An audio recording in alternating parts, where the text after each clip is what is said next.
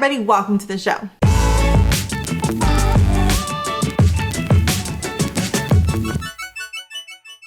Hello everyone, welcome back to Raising A to Z, this inspirational and informational YouTube channel all about homeschooling. My name is Amanda. I am a teacher-turned-homeschool mom, and today I'm talking about co-ops because I get so many questions about co-ops and I see so many people who want to be in co-ops. Co-ops just seem to be like a huge question that we get all the time.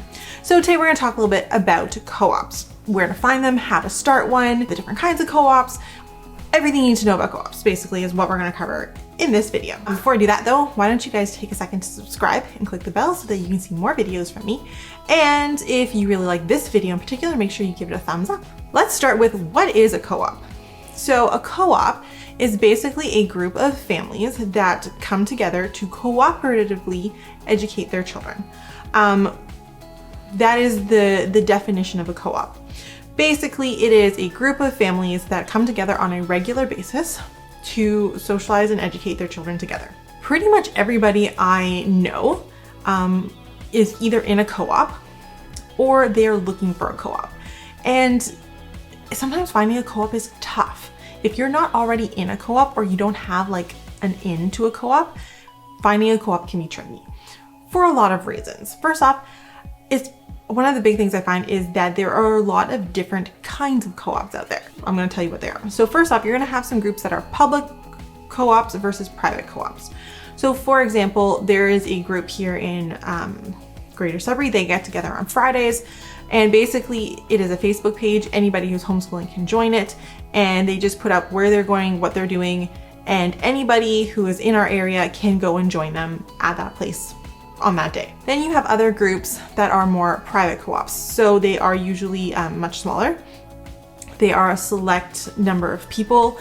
Usually it is like a small group of friends, or you have to know somebody in the group to get in. It's just a different style.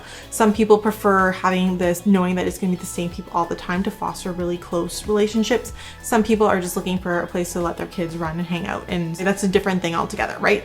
So there are different types of co-ops. You have to think about which kind you want. Do you want a public one? There will probably be some of the same kids all the time, but there might be different ones. Or are you looking for something more private where it's going to be a smaller group of kids that you guys can get to know really well? The next thing you really want to think about is secular versus religious.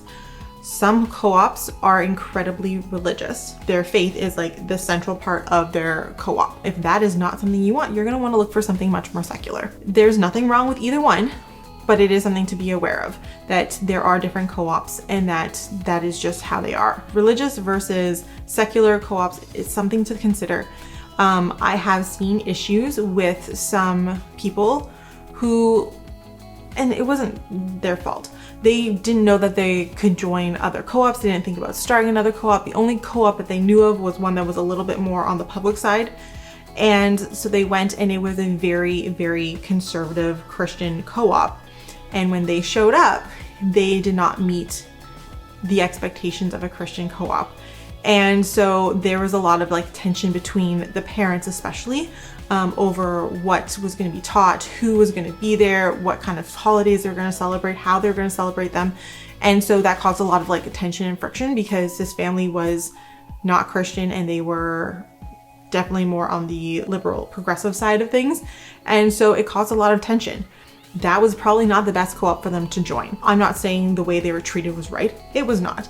But knowing what you're looking for can be really helpful in kind of like preventing those kinds of heartaches. Because really, when you join a co-op and then it doesn't work out, it can be really heartbreaking, especially when you are struggling to find connection. So knowing what you're looking for is important for that reason. The next two kind of go hand in hand. It's structured versus a loose co-op, and social versus an educational co-op. Let me explain. So some co-ops are going to be much more about a social aspect rather than an educational aspect. Okay, so for example, this group that I was talking about that meets on Fridays here in Sudbury,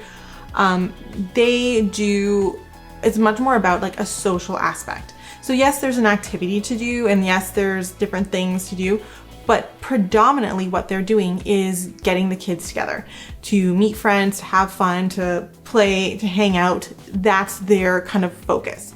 The activity is just there to inspire the kids to connect, to collaborate, and to make connections.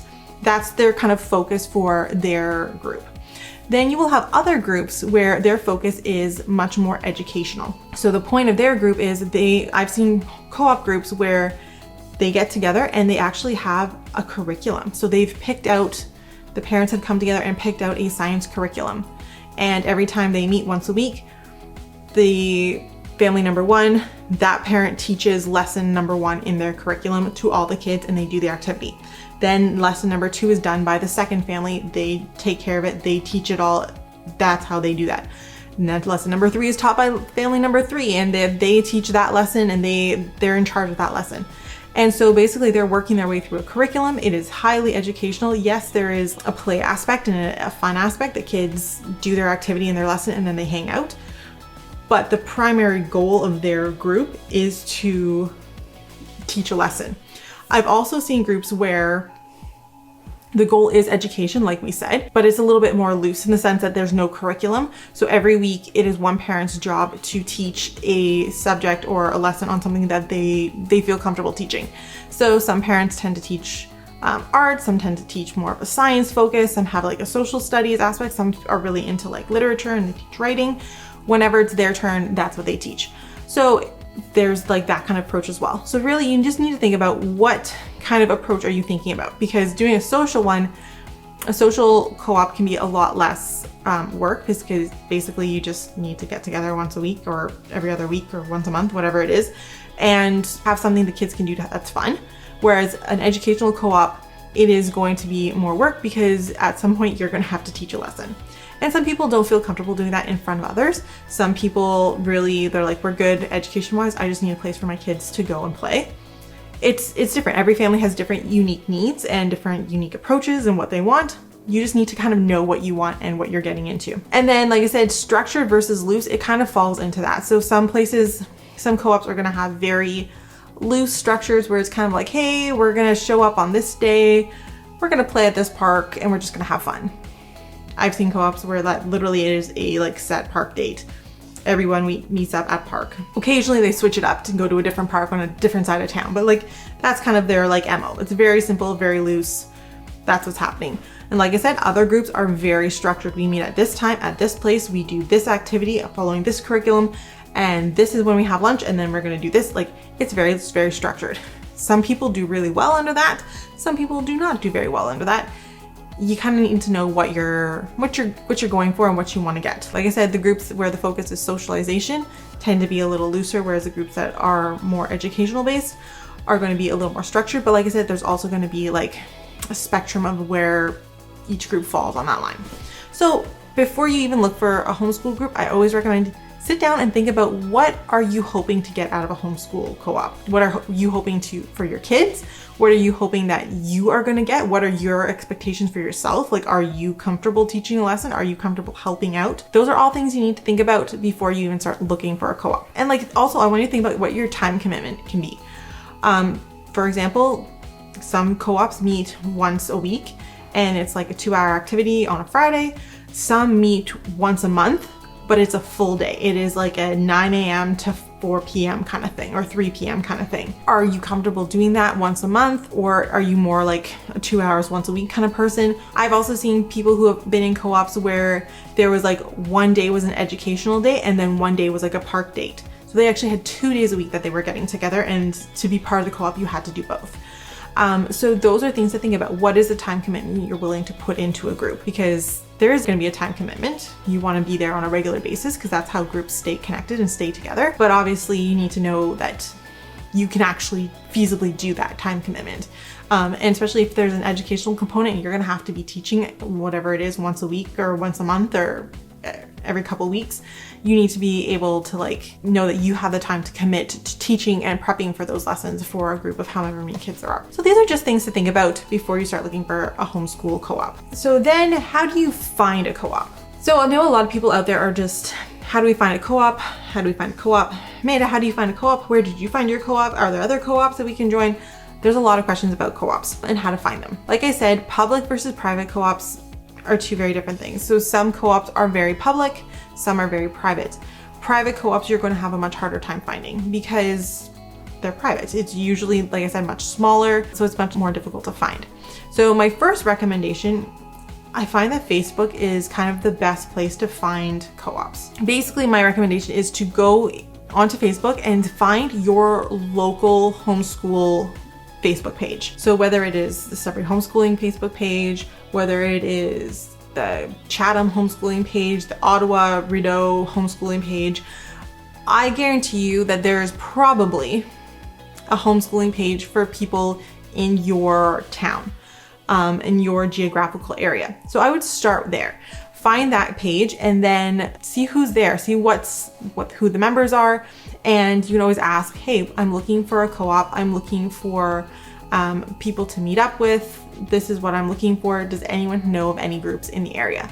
That's always the first place I would recommend to start, and then from there you might want to expand out to either neighboring areas or more provincially. I would also recommend when you're looking for groups on Facebook that you also look at your approach. So sometimes there are very specific groups for different kinds of approaches. So for example, there might be a Northern Ontario unschooling group.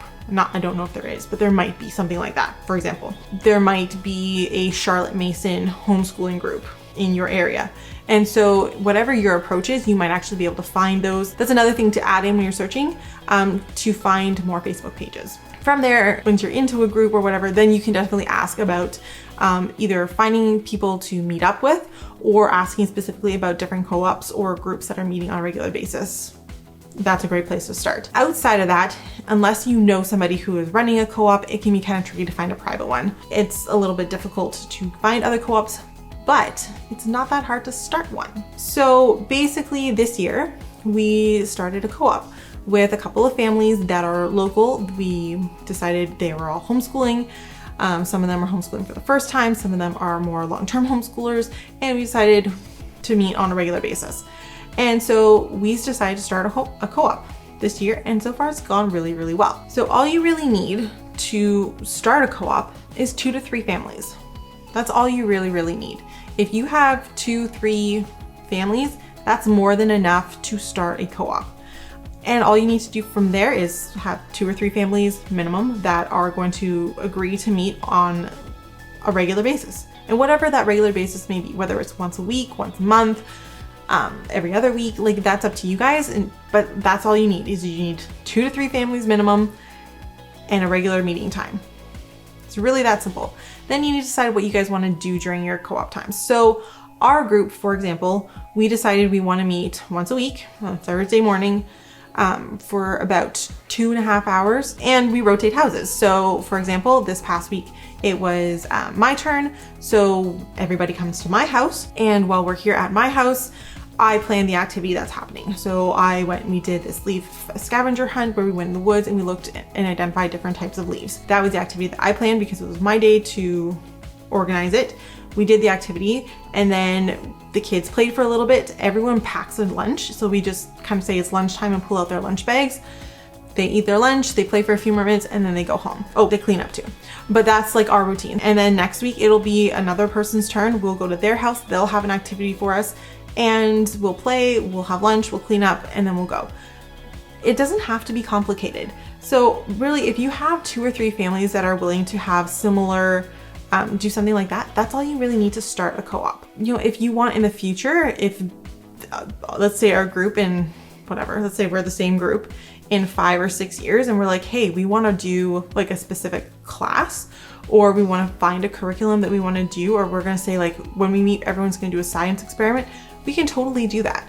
But for right now, like when you're starting a group, sometimes I always say, keep it simple, stupid, right? Like there's that saying, let's keep this simple.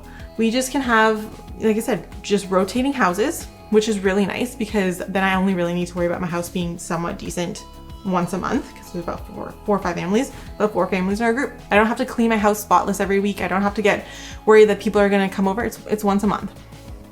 So that works out really well for us.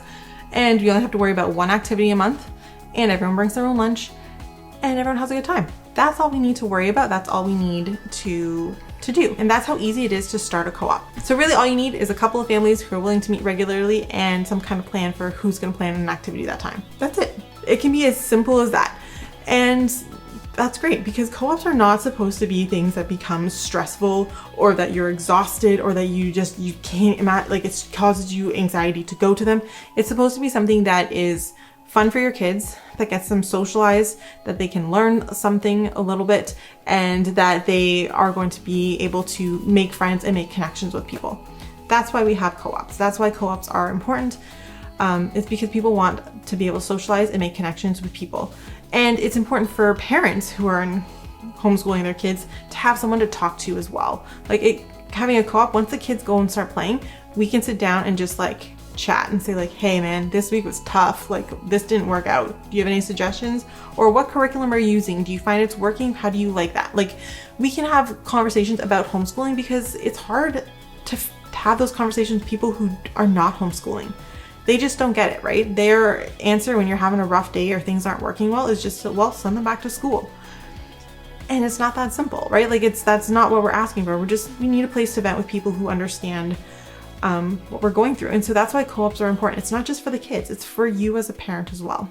So if you are not a part of a co-op, I recommend you either find one or try to start one. There are homeschoolers out there, I promise you. There are more homeschoolers now than ever before. I think they said homeschooling is up like 10 or 15% this year. So there are more homeschoolers out there than you can imagine. So definitely look into it. Find your local Facebook group, find a co-op that works for you. And if you can't, like I said, you only need 2 or 3 families who are willing to co-op with you. So I hope this helps. I hope you found this informational. I hope this inspires you to maybe start a co-op of your own. That would be fantastic. So thank you so much for watching. Make sure you follow us on Facebook, Instagram, and TikTok so you can see what kind of things we're doing with our co-op. We'll see you guys next week. Bye.